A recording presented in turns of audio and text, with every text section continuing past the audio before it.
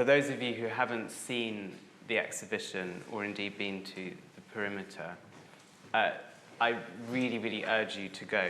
I think as for several reasons, but I think possibly principally two, which will become clearer as we speak.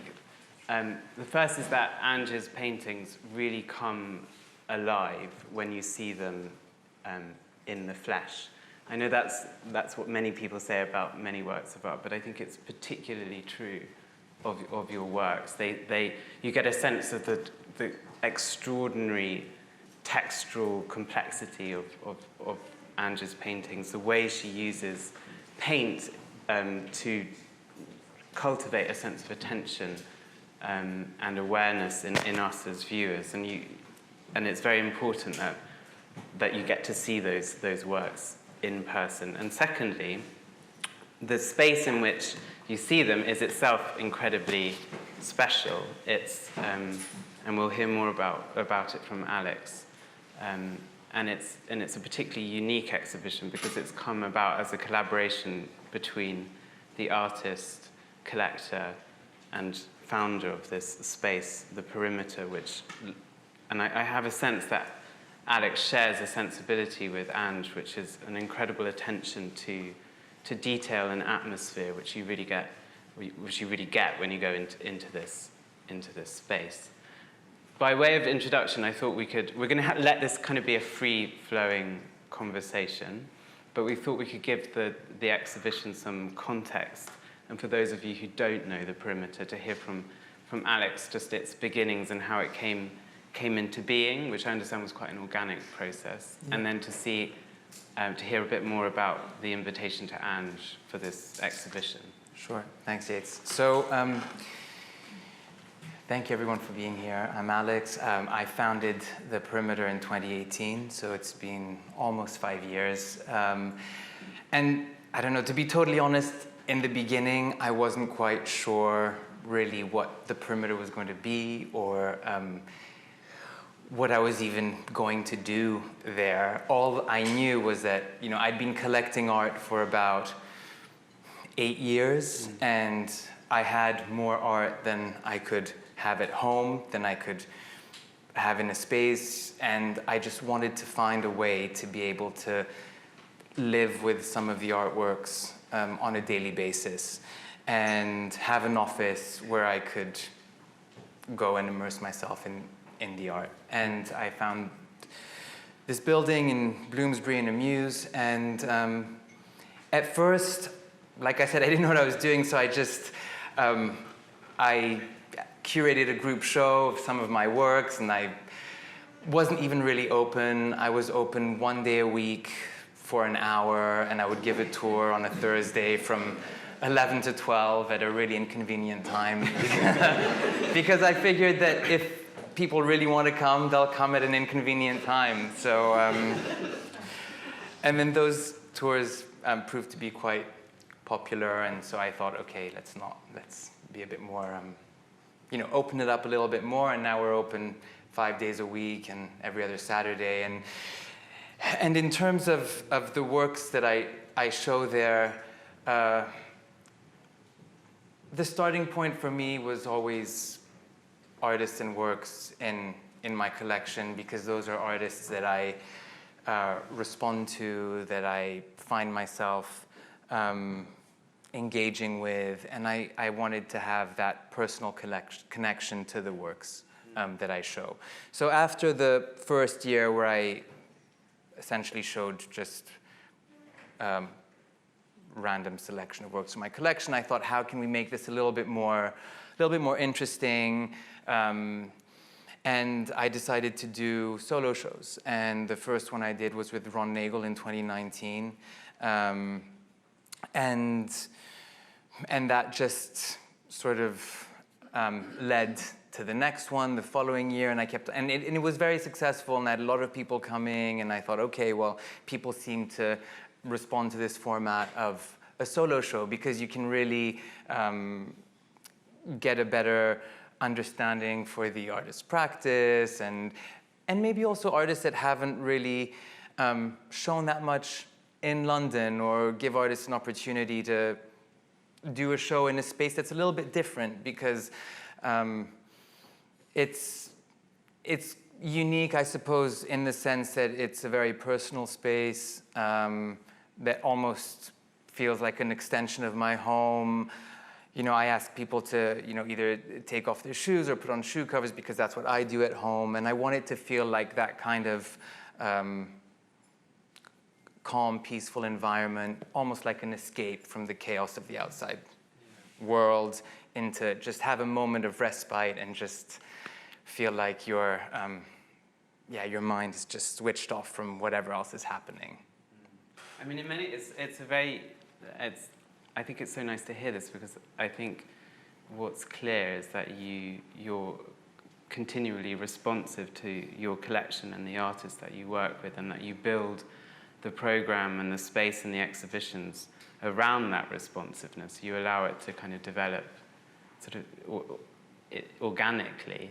And I think, you know, which is so different from having a kind of one design and then making sure that everything fits within that, and that there is this incredible care and attention which comes primarily from the works themselves. And that's clear that this is what has happened with this very unique collaboration with Anj, who also takes a lot of care and attention in thinking about paintings and the various things that she paints. And it's clear that this particular collaboration was centered around that, encouraging us as viewers to take the time and to take a pause to kind of let ourselves be confronted with these words. So how did this sort of particular exhibition come about? Well, I think for me at least, this exhibition is really a dream come true because I discovered Anj's work at her last show here at the gallery in 2014, I think. And I was very, very taken by it. And you know, I didn't acquire work at the time because I think I was a bit late. And so I knew that Anj didn't paint very much, so I just waited quite patiently. And it was quite a long journey before I acquired my first painting by Anj in 2016. And then I think just with Anj's work in general, it's something that you're invested in it really for the long run, because Anj doesn't make very many works, so when you do see work, well, for me at least, it was very special, and I responded to them very strongly and emotionally. And it was actually Neil who I always thought, oh, it would be amazing to do a show with Anj, but I think maybe a little bit, I don't know if I was a bit shy to ask, or I just wasn't sure because I was still starting out and I didn't know how these, you know, things sort of work and develop. And so I was, Neil knew of my very strong affinity for Anj's works, and so we had a conversation about it, and that's how things started to develop. And I had already met Anj, and you know, we had started building a friendship, and it felt like a very natural fit for the Perimeter. And I was just so excited when we were able to get this show, start working on this show. Yeah, and it was a collaborative process. So Anj, you were both having conversations about how the works would be displayed. And yeah, absolutely. I mean, I'm still haunted by something that I was told at Goldsmiths, which was that the average viewer looks at a work for under 2 seconds. And you know, some of these paintings have taken years to paint, so that has always been something that's really bothered me. So when I started speaking with Alex about possibly doing something together, you suggested that we worked with like a spatial environmental artist, Robert Story, and I knew he was amazing because he'd made the environment for that incredible kimono show at the V&A. So, and I really trusted what I remember saying to you, Alex, you can have a completely free rein, which to come out of my mouth, that is just I'm such a control freak, but I just knew instinctively that I could trust and I was curious to see, from a collector's point of view, what a personal take on my work would look like, rather than being a sterile white cube experience. I just thought that'd be fascinating.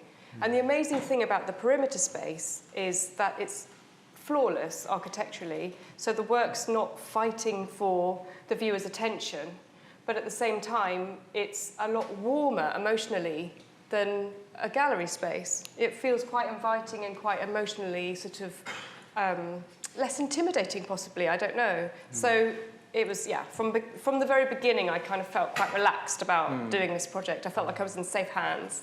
Thank you. I mean, I think I was quite nervous about doing an intervention in the space because I didn't want to take anything away from your works. And when you told me, okay, you have free reign, do whatever you want, that almost made me even more nervous, because then you're like, okay, if this is hideous, then, you know, this isn't going to be great. Smoke machines. Yeah. But I knew, one thing that I did know was that I wanted each painting to be able to be viewed on its own and have its moment, because the paintings require attention. But then I also knew, and this is something I discussed with Anj, that we wanted people to not rush through the exhibition and to take time. And how do you do that? And so we worked with a set designer to do a very, what I feel like is quite a subtle, minimal intervention in the space in order to not take anything away from the works. Oh, there you go. So we did this sort of, I mean, I call it like I guess a desolate, deserted, sort of abandoned landscape where some of the elements have echoes of some of the landscapes in Anj's paintings. And then it also gives a sense of direction to the way you walk through the room. There's a bench here on the left. And all these little tropes, I suppose, are maybe somehow more inviting to viewers to maybe spend a little more time in the space. And I just, you know, if you have 4 paintings on the wall without anything else, yes, they're incredible paintings, but it's 4 paintings on the wall, and I wanted it to be more of an experience for the viewer, so that's how we came up with that. We were saying that it does feel kind of offensive if you sort of rush through these rooms, which I had to do last time because I had to leave. But because you have a sense of how generous you've been, Anj, with the time that you've taken to paint these works. It's like almost like you're giving us time as viewers, and to take the time in turn to experience your works is very special. And I think the way that you've designed it does that very, very well. I mean, we're all looking at a flat screen right now. Another reason why you should go to the perimeter. But there are like little nice interventions, like SOS, this painting, which is on this wall here. Maybe, do we have a photo of that one, Corinne? Because I think that was quite an intentional. Here, this painting here, which is SOS, which is the first painting that I acquired by Anj 2016. So this painting, we intentionally hung it from 2 sort of metal wires and anchored it into that sort of garden, because I felt like if it's hanging on the wall, then you might just look at it and walk straight out. Whereas if you very intentionally do something a little bit different with the install, and it's almost quite weird. You bring it off the wall, there's this shadow, you get up to it and you're like, oh, what have they done here? Why is this happening? And then it draws you into the painting. So that was the idea behind doing that. I think it's really important to have a collector like you think openly about the various ways in which works from your collection and other works included in this exhibition can be shown, and to think quite creatively in that way, because there aren't many collectors who do that. I do work for 2 who do, I think, are very open to thinking about the way. I get brownie points now, but you know, they're very open to how the collection can be shown, and that's very clear that you're constantly in dialogue with the works that you have. There's one work which I thought we could start off with to kind of like do a sort of close reading of, if you like. And that's a work that's very important, I know is very important to you, Alex. when you go to the perimeter, which you now all have to do, it's in the basement. And I don't think, correct me if I'm wrong, but it doesn't feel like the exhibition has a kind of narrative in the sense of beginning, middle, and end. No. Rather, there are these kind of reiterations of ideas or motifs or compositional techniques. And this work, which is, it sort of follows a route which you end up at, but it kind of recapitulates many of the works that you have seen as you walk through the space, particularly one which we'll come and talk about, the names of the hair. But this piece, which is called Misleading by Lace, Misleading like Lace, which is in this very intimate small room, is very important to you, Alex, and then I thought we could hear some more about it. Can we see a close-up of that? Yeah. So that's a detail. But is there... Yeah. Yeah. Perfect. When I went to Anj's studio, when Anj invited me to the studio to have a chat about the works we're going to include in the show, this was the first painting that I saw when I walked in, and it happens to me very rarely. I was really, really very moved. And I think it's because there's something about Anj's portraits that are very powerful, and I didn't have one in the collection. I saw that and I thought, oh my God, this is amazing. You hadn't painted portraits in a while, I think. Yeah. Right. So since I started collecting your work, at least, so I was really very excited to see this, and I said, Anj, we have to have this in the show because it's so incredible. And you can't really see it as it's this green background. It's almost like a poison emerald green, and yeah, I just knew that this had to be in the show, and yeah, I mean, there's some kind of like important. When we went round earlier and and Alex pointed out the fact that it's on this kind of diagonal. I find the composition very interesting because it's quite heavily painted. In this bottom right corner, you have these plants, you have this glass octopus. It's very, very layered and full of transparency. And then in this sort of diagonal, and then there's a lot of empty, I suppose, background. But that is really the focus of the line of the painting. But I'm sure you can probably, I don't know if that's the wrong reading or not, but something about the composition I found really striking as well. Well, I remember you coming to the studio when I hadn't finished this painting, and I never let people see unfinished work. I mean, it's just, I need to maintain that kind of focus and that sort of, the headspace of finishing a painting can be quite difficult and treacherous, and I needed to be clear in my mind what I was doing to finish the work, because it could have gone in a few different directions right at the end. But I remember when I heard that you wanted to come, being like, yeah, that's fine. And then just never do that. But I just knew that you would be incredibly sensitive and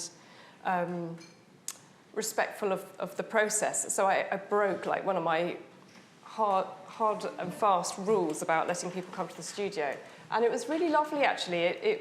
We had such a great conversation about this and about the sort of interiority of the figure, even though it's a figure and there's a lot of information about their body, and you can see every hair on the arm that's painted. You still don't have like full access. You're still somehow denied access into this figure's psychology. And yeah, it's become very much a portrait of that interior space and sort of suggestions as to what might be going on in their thought life. And then the octopus, you're quite right, like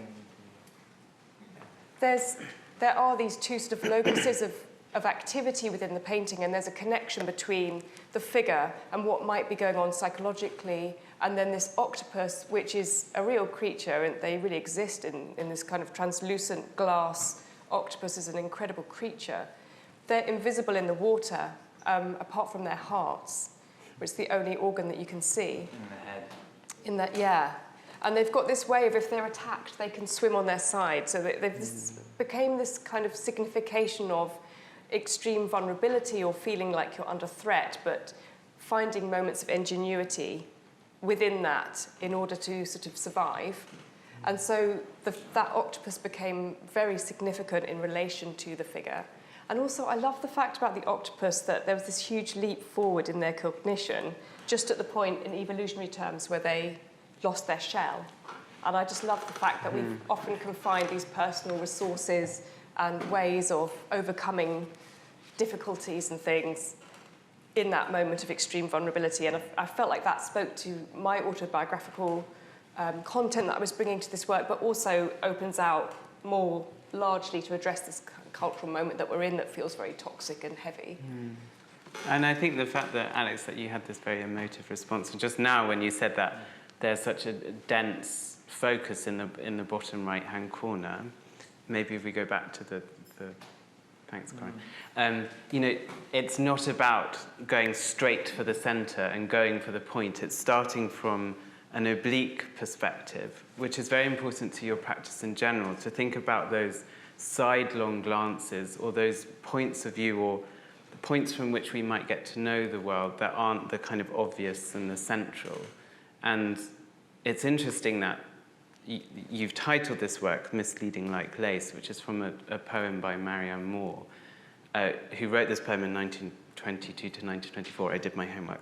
And it's all about weaving together multiple perspectives so that's almost impossible to tell where you're standing, but many of those perspectives are very, very oblique and strange and they're not the kind of obvious statements of fact. So maybe you could say a little bit about why you drew on that poem, why it gave the title to this work, and a little bit about the importance for you of these kind of marginalised perspectives or oblique perspectives in your practice. Yeah, I think I'm bringing a lot of myself in that, but one of the things I'm so grateful to you for, Alex, actually, is that you never presumed from the beginning that I was coming from a literal, conventional standpoint, and you never read the work like that. And that meant so much to me that you were able to articulate your response, which completely fell into line with my expectations with what I was trying to do as an artist. And yeah, definitely amplify agencies and experiences that we haven't really heard from before in art history. And the work definitely, so I sort of feel as though painting now, it's impossible to ignore the context, the historical context of painting. And I feel that as a contemporary artist, you know, it's our job to navigate that. However problematic that those histories might be, it's our job to sort of navigate that. But the work is not made as a continuation of that canon. It's very much sort of citing that language, but sort of cutting it up and splicing it and creating my own space aesthetically in terms of language, and then using that to relay my own experiences in that. So, yes, absolutely, the oblique perspective is something that feels like the only perspective that is really valid now. I really like that because often people talk about the kind of baggage of painting. Yes. But actually, and novelists don't say that, like, oh, bloody hell, I've got, like hundreds of years of novels to do. But it's actually, for you, it's a great pleasure to work with this amazing variety of paintings. And as you were just saying now, you're able to reconfigure that language and play with it, weave in different perspectives or different techniques, and you're showing the kind of ongoing vitality of any kind of form of expression, whether that's with words or with music or in your case with paint. And Marianne Moore does that as well. There are however many words in the English language, but she's still able to create this incredibly vibrant poem. And yeah, so it's, as you were saying, it's not just you're not just kind of plodding along with the lineage of painting. You're deeply curious about it, and that's very clear in this. I think there's a subversion there as well, which a straightforward read doesn't allow room to consider. Yeah. Which is why I really appreciated your take on the work from the beginning, because you were able to see the moments of humour and the more light-hearted moments, perhaps, but also to see that I was pulling the rug under some of that. Yeah. Those art historical sort of rules that we've been given, and the way that society is shaped all of those problematic tropes are embedded within art history that we've received. So yes, and if we're going to progress, we have to kind of tackle that. Yeah, and I think also, you know, as when Alex was talking about this particular painting when we went to see it, to allow ourselves, this reaches back to what you're saying about vulnerability, to allow ourselves our thoughts and our assumptions and attitudes about people or the world or an art form to be jostled, and to let ourselves kind of, you know, not know. A lot like how you sort of set up the perimeter. You're like, well, I don't know, but I'm going to continue to learn. And to continue to learn means to continue to look closely and carefully, which your works encourage, partly just because, for so many reasons, but one, because you encourage a way of looking that isn't just about kind of reaching for one point, but looking at several different points across the kind of whole field of the painting. But there's the kind of, I don't know, maybe I'm wrong calling this a compliment, but the painting right at the top of the perimeter is the names of the hare. Oh yeah, sure. And this painting here is also, I think, about refusing what you wrote in the text, in the catalogue, about this tendency that we have of wanting to categorize and box in and fix identities. And in this painting, you're again urging the viewer to take the time to move away from the assumptions that they might bring to this work. Can you say a little bit more about this? I mean, this work is so rich, but maybe, I don't know, a little bit about the background, how it came into being, and then we can go on to the title. Yeah, so the hare is a really amazing phenomena. They're very wild and uncontrollable, and they're not easy to sort of really understand. And I think it's so interesting in English, you know, expressions like harebrained and mad as a March hare, these expressions, apparently they came from scientific experiments where they were studying the hare, observing the hare, but in captivity. And of course, the poor thing was going crazy, you know? So that really spoke to me about how a lot of the time as a woman, as an artist, the work has these labels sort of forced on it that don't really fit. So for example, a lot of the time, you know, people might say that the work is surreal, where possibly could be, depending on the context, but if it's reached for as an easy label, it doesn't sit very comfortably with me. You know, the surrealists didn't allow women to join them. It's not appropriate necessarily to box in the work in that kind of way. And I just think it's very interesting. Actually, Anna Maria Maulino, who's an artist that I really, really love, she spoke really eloquently about this a few years ago. She gave a talk at the Whitechapel. And I'd just given birth, but I dragged the baby. The baby and I went to hear her speak, and I'm so glad I did, because she was really articulate about how for her whole practice, her work had been wrongly contextualized in a sort of male standard, you know, in the art history that we're describing that's just full of different problems. And how actually her work was seen, I remember her giving the example of Jackson Pollock. I mean, it's absolutely got nothing whatsoever to do with her practice. Perhaps there's a superficial squiggle or something. I mean, literally, that's it. It's so thoughtless. And so I'm just thinking, to try and make a contextualization of these paintings now is kind of problematic. So yes, very much thinking about boxing in and that intention to sort of systematize and be like, right, okay, that means that. It's a sort of way of reading painting by numbers almost. It feels very reductive. Yeah. So there was that element to the work as well. I mean, I like, because, you know, Alex, you were saying how you always love to return again and again to Anj's work, and they are kind of very generous and generative. I think so. You notice so many, you know, I've looked at them a lot, and especially the ones, especially this one, Names of the Hare, and you keep on noticing things that you haven't seen before. I mean, there's some details that are just so incredible, and that's one of the things about Anj's practice, is, you know, she's just an incredibly skilled painter. Like, the level of skill, like, boggles my mind, because it's something I could never do. And so I think that's something in painting that I also really appreciate, is when you just see something that's just so incredible, because you know that it's something you could never do yourself, and that you keep on noticing things and picking things up. And you know, for me, a lot of the literary references are maybe not as don't resonate as much to me, because I'm not I don't know them or haven't studied them, but I see all sorts of meanings in the paintings that touch me personally quite deeply. And you know, it might not be what Anj intended, but for me, it's yeah.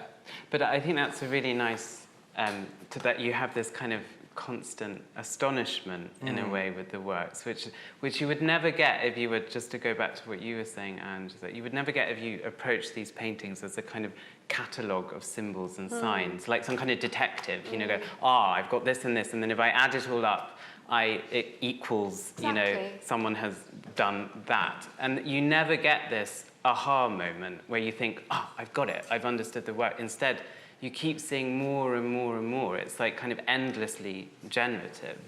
And that's, which is clear in.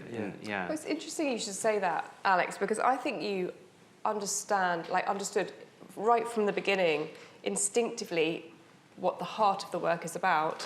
And yes, there are references. I'm obsessed with books and reading and all that stuff. But in a way, those are used as a grammar to try and articulate something that you actually can't articulate, which is within the power of painting. And I sort of think if you can really describe a painting in words, then maybe you don't need to make the painting, and maybe it's a bad painting. So I just think you've actually picked up on, you've gone straight to the heart of the matter, and in a sense, those things are secondary very much. And you and I have spoken about this painting a lot, and I really love your interpretation of it, and I feel like, initially your immediate reaction was it went straight to the heart of it. I remember discussing this with you the first time I met you in Zurich. We saw this painting in Zurich together, and I think for me the first meaning that I read from it was this idea of this hair attached to this person, and somehow either like shedding your hair, getting a burden off your back, and becoming yourself, like becoming almost free from things that are holding you down or weighing you down. And depending on what you're going through in life, I think that's kind of something that might be applicable to everyone. But then I also saw it on the reverse as something that maybe this person is absorbing, the hair. Maybe they're becoming, or maybe they're merging with the hair and kind of becoming someone or something. So that's how I saw it, and that's why I felt quite connected to it. I think that's because I feel that ambivalence, and in the kind of true sense of that word, of like two things being able to exist at the same time, is so crucial to your work. Yeah. It's not. It operates on this logic of kind of both and rather than either or. It's not an exclusionary way of looking at it. It's very inclusive, and that when you look at the works, it's almost like you're gathering things as you go, a little bit like I don't know, you've got a basket and sort of things keep coming into the basket. It's not about just kind of trying to get to one specific point and then you get the summary of the work. It's actually, it allows, the kind of painting comes into being the more and more you look at it. And there is something in there about identity, that identity isn't something that is just sort of one thing, but is constantly evolving. So maybe if we maybe there's the zoomed-in picture of the hair. We don't have one. No. Well, you should go and see it. Exactly. There you go. Teasing. Yeah, because the hair actually comes off the paint. The hair is almost coming off the paint. Is sort of coming off the. It's really thick in pasta. It's really, really thick. Yeah. And it's almost coming off the canvas. And so this question of identity is important to you in your practice, whether or not it includes a figure, but I mean particularly in this one. Yeah, absolutely. I mean, I think I don't know if you can see from this image, but there's a muscle vest there made out of chiffon, and there's a sort of key motif that is an Anglomania reference from Vivienne Westwood. And that was something that was always around the top of you'll be able to tell better than me, but always around the top of a drinking vessel or a vase or... In ancient Greek. Yeah. Yeah. Oh, right, yeah. You know, in classical it's sort of Greek similar culture. to like a Meandros sort of motif. Exactly. Alex's Greek heritage, that's the... it's always very much decorative and it's always peripheral, is the point. And then Vivienne Westwood made it centre stage, and I just love that idea of looking at agencies that have been overlooked and centering that. I think that's something that socially I think there's a huge need for, and that was just an expression of that. From what I can bring, which is autobiographical, I feel like I haven't only got an authority to speak on that, but that's what that is in the work there. I mean, I guess also there's a rigid motif, like whether it's like carved in architecture, but then Vivienne Westwood and then you have like translated it onto this very diaphanous, Christ, I love that word, it's such a good, nice to say it, like diaphanous fabric, which, you know, it's always moving. And the textiles in your paintings are they're either frayed or they're very, very light, and you get the sense that they can constantly fold and enfold, that they're not sort of stuck in one position, which seems to be to get to the heart of what it is to be alive in the world and to learn from the world, which is to constantly be able to kind of float with it in a way, to kind of inhabit it, almost like you're kind of getting inside it, which is often how you paint textiles. That they come from clothes, they come from a history of wearing them, and I think that's very, very clear in this work. The title is from a poem. Yes, A Seamus Heaney translation of a Middle English poem. Why did you choose that poem, and how did it come to kind of give the title to this work?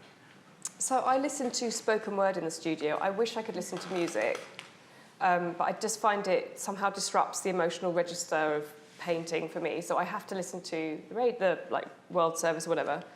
And I heard this poem on the radio, and it was just that it was the names of the hare, and it's this very obscure 13th century Middle English. There's like list after list of these compound nouns, very eccentric language, translated, as you say, by Seamus Heaney, who was obviously a literary genius. And it was just, I just remember crossing the studio floor and just finding myself stood still, like stock still. I thought, oh God, this is amazing. Oh God, I've done it again, sorry. It's really quite an incredible poem. And I think the reason it spoke to me was because, you know, as an artist, you're always dealing with the fact that language can never really encapsulate the concept that you're trying to articulate, and you're always wrestling with that. And for many years, my painting dealt with the fact that language always fails. And then I came to the conclusion at this moment in time in my practice, well, actually, yes, language does fail. It does always let you down. It is always porous. But the attempt at communicating is what we should treasure and value. Yeah. Because as language is the only tool that we've got, you know, with which to communicate. That's the only tool we've got. So even if it's a damaged and a not very satisfactory tool, we should at least, you know, prize our efforts to try and communicate with each other. And then Yates, it's interesting because since you and I have been discussing this area of linguistics, you've also taught me that the process of poetry and painting can also be quite joy-filled. This is definitely not something that I've ever really thought about, but there's there's this, sorry, does that sound strange? It's just, you know, there's such a pleasure. There's a pleasure in the process, there's a pleasure in the potentiality of these things. Yeah. So thank you for that. Oh, well, I mean, I don't know. I pleasure probably, you know, it's also like wrought with agony and, you know, all the rest. Well, but okay, that's okay. But I think that's very true. I mean, I love the fact that the etymology of poetry mean poiesis, that our Greek will let us know, but that it's that it means to make, and so that it written into the project of any poetic craft is this ability to create. And I think one of the reasons why I feel like poetry sits so beautifully alongside your work is that both of your both poetic practices and your work as a painter, as an artist, is about, using language not just for kind of informational ends, but actually kind of delighting in kind of moving it around, reconfiguring it, allowing it to kind of constantly generate and create new ideas or new configurations of words or images or whatever it might be. And in that sense, it feels very kind of hopeful and joyful, as opposed to this kind of sad approach would just be to kind of consume things, because there's a limit to that, because then you just think of language as this kind of finite resource rather than something that is endlessly generative, which I think you get in that poem. You know, like Seamus Heaney, the way he translates it, the rhythms of these awkward compound nouns, like they bring the hare into being because it sounds like a hare running. But then, of course, in this poem where he's trying to capture this hare with all these names, of course, he never captures the hare. But so the hare continues to live, but it continues to live because poetry is so, it can only fail at ever summarizing or capturing the world which it's trying to describe, which I think is so key to your work as well. You know, you have this precision, absolute precision, as you were saying, Alex, this incredible skill, but the point is not to kind of replace the thing, it's to draw our attention to those things, whether it's the textiles or the hair or the skin or whatever it might be. I think sometimes representation, when you take it to such an extreme, it becomes an abstraction. And that's fascinating to me because, you know, I might paint every single pore on a skin or hair on an arm, but you're still never in any doubt that you're looking at an image. You're not looking at a window with someone standing there. So that is fascinating to me because I just think it takes you to the limits of language, and then what language can't do is fascinating. That's why I think I like poetry so much, because there's a lot said that's between the lines, and I think that is also the case in my work as well. There's a lot that's not said that's there. And then the other thing about poetry is that there's more than one reading often, and I like the freedom and the space that gives me. You know, it's like poetry and painting has always been the refuge of the misfit. So there's that as well. Is there something in poetry, the fact that when you read poems that you're also aware of the language that the poet has used their craft, in the same way that when you look at your painting, you might be lulled into thinking, God, that's an amazing representation, and then the paint will kind of stick out and you're aware of the technique that brought that illusion in the first place. So there's this kind of back and forth, this flickering between submitting to the illusion and being aware of the mechanisms of that illusion, which seems also the case with poetry. I think the difference between poetry and painting in contemporary culture for me is that poetry, the mechanics of poetry are interesting to me, like technique is interesting and important as well to consider, whereas I think technique in painting, it's not important. I mean, somebody else could have painted that painting, it didn't need to be me. I mean, obviously it needed to be me, but in conceptual sense, it didn't need to be me. So I don't think virtuosity or anything is important in painting anymore. Right. For me, it's been important to try and hone my painting ability as much as possible for one reason, and that is to be able to articulate what I want to say to the best of my ability. That's important, but not to be, technically savvy. That's not the end point. That's not currency that's valid anymore, I don't think. Yeah. Well, it's also not perhaps particularly interesting. And you feel it when you look at your work. And the kind of, I mean, to go back to the green that Alex touched on in Misleading like Lain. It's black. Oh, black. Well, no, it is green. Kind of Sorry, green. It is green. Right. But well, who knows what it is? That's the thing. Technically speaking, it's black. But the thing is, it's one of those gorgeous, rich, velvety blacks that if you make layer upon layer of very sheer colour, so very diluted with turpentine and another medium that I use, then you get this amazing petrol, toxic, warm, seductive green that's just, it's just very beguiling. And then it was the perfect foil for the figure. So that was, that's amazing. I think because this colour, this ambivalent colour, reappears in Intermittents, doesn't it? Yes. It is there. Which... It's mixed with some purples and lilacs, but yes, it absolutely is the same colour. So it's this large painting in... Do we have it? Yeah. Oh, there it is, yeah. So that let's just say that's very big. That's 1 meter 50 by 3 meters. Yeah. So that's, oh, there you go. There you go. That makes it look smaller for some reason. That It does, but it's actually really big. Yeah. But I mean, here you've got this colour which is, as you were saying, very beguiling. It's very kind of alluring. And then it's also very disturbing and unsettling. If it is like a kind of oil slick, greeny black, that, I mean, well, there's a whole range of things that you think of that was like ecological collapse and, you know, oil spills and everything. So it's operating on these two registers of both kind of enchantment and disgust. Yeah, which exactly.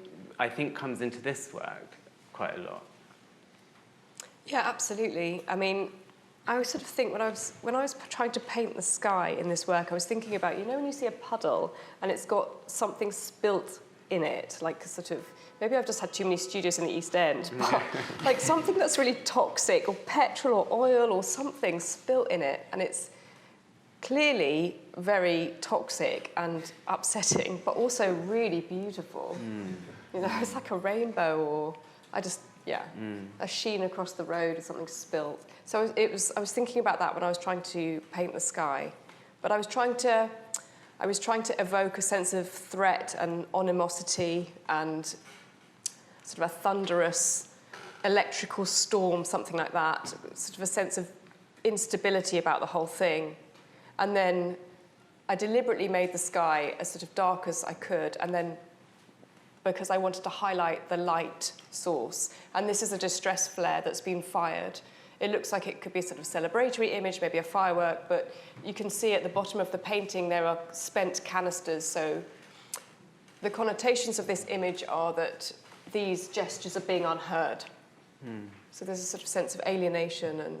But at the same time, what I've been quite pleased to discover about this work is that what lingers the most in the memory after you step away from it is the flash. And I really like that, because I feel like it's a really hope-filled moment of, you know, just in the midst of this uncertainty and this murkiness, there's this very effervescent kind of light-filled moment of, it feels quite sort of joy-filled and cathartic, and that sensibility has outlasted every other reading. So that's been very interesting to me. It's had these kind of twists and turns. How did you see it, Alex, when you saw it? Did you see it as kind of mournful or hopeful, or these two things at the same time? I think so. It's funny, I think walking people around the exhibition, they see it either one of two ways. Oh, really? Oh, that's interesting. You know, I think it's very, again, it's a very personal reading. I think some people, like you said, Anj, see it as more of like a celebration, a firework, something hopeful. And then others see it as something a little bit more, how should I say? Yeah, foreboding. Yeah, perhaps.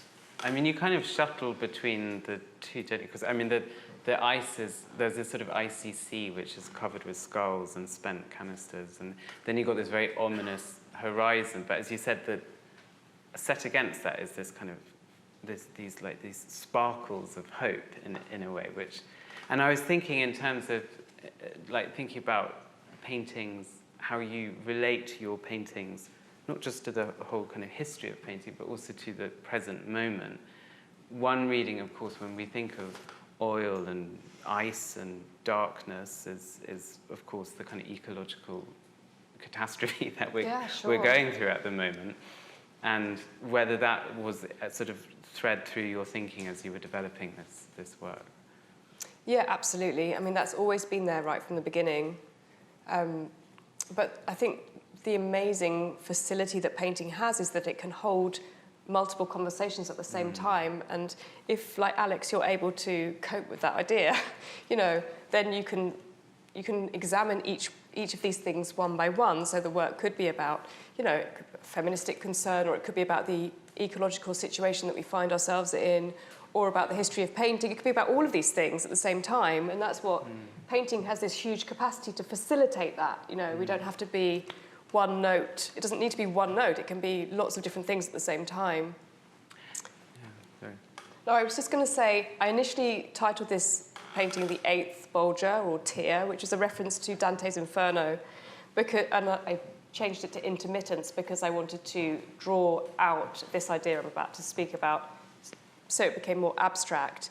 But in the eighth tier of hell in Dante's Inferno, it's this murky kind of darkness.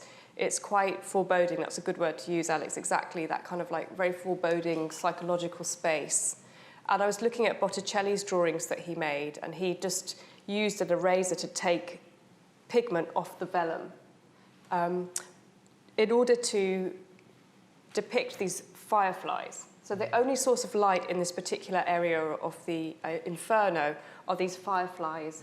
But the thing I loved about that image was that they're self-generating, like they self-generate their light. So even though they're very dim and flickering, and it's not the best light source to have, but it's definitely better than nothing. And I just really felt like I turned the octane of that idea up a bit, because I felt Botticelli's idea was quite sort of neutral. He literally took the pigment, he took the work back to the vellum, whereas this is definitely a light source that is the main aspect and character of this work. But I just really like that idea that when we're in this very sort of toxic, heavy moment now, there's always the potential for ingenuity and creativity, and we might have to self-generate, but it is always there as a potentiality. Yeah, and there's that flicker of hope, yes, which is completely what you offer. That's a really nice way to I don't want to say end, but like to kind of wrap up and then open up to the floor. So if anyone has any questions, I think we have not very long. So not some philosophical treatise, just no, thank you. Anyone have a question? Oh, here we have one.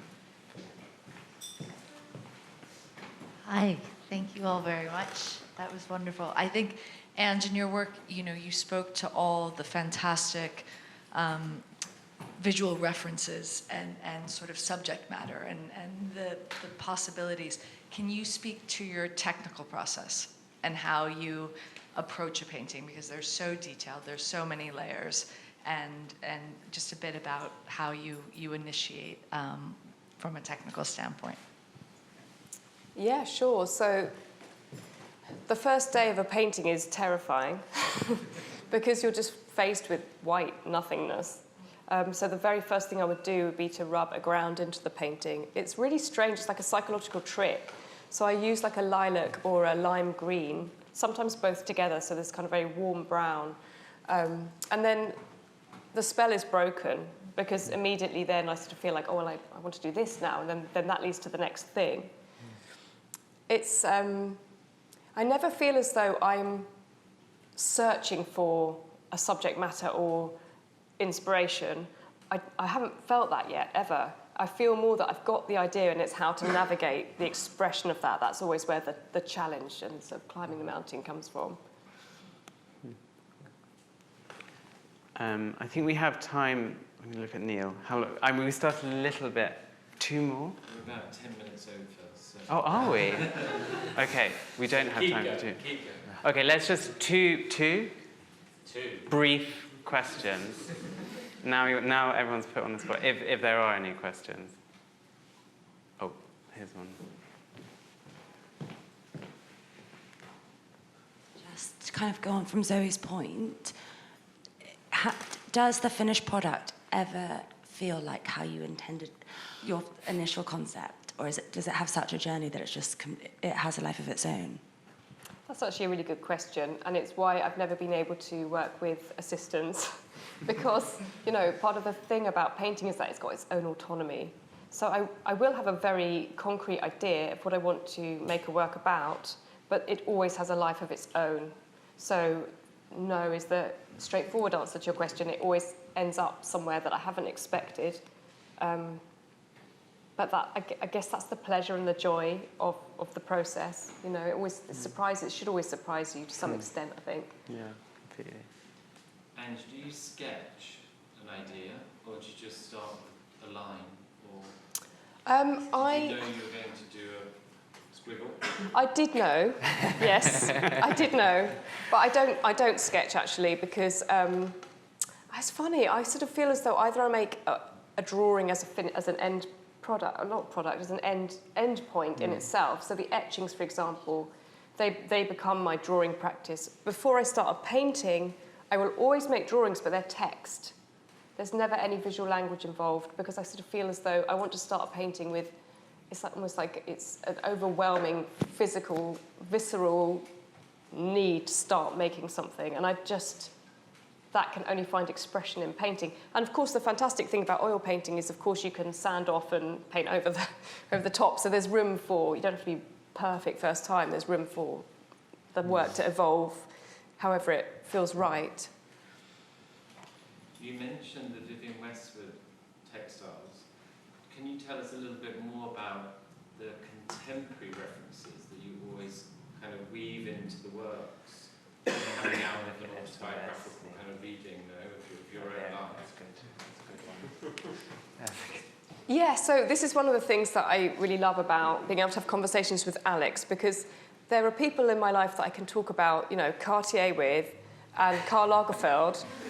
And then there are people in my life that I could talk about Vermeer and Botticelli with.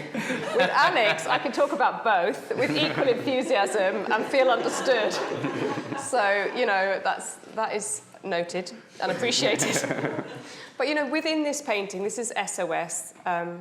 This was the first work that Alex acquired, and it's very meaningful for me because it's the first portrait where the figure is absent. So you sort of piece together the identity of the figure from the objects that they've curated in this landscape. And that is a very superficial reading of it.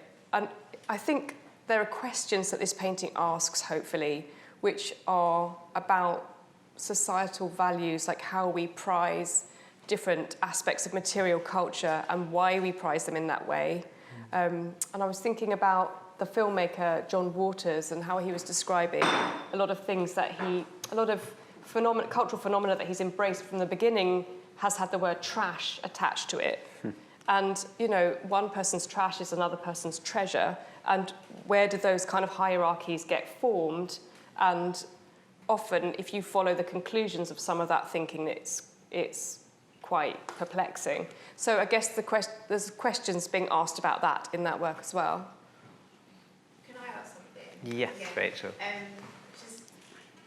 I feel like in part the paintings are about maybe the mysticism of self, and when you said that they take you a long time to make, I was just wondering about the relationship to time and making, and time and understanding and self-awareness, and how those things maybe guide the process of painting, or maybe you use them in a very instructive way to dictate how you make the painting, or if it's more that there's a pleasure in time, or a withdrawal to self, or time, I don't know, just a relationship between inside and time, and then making something.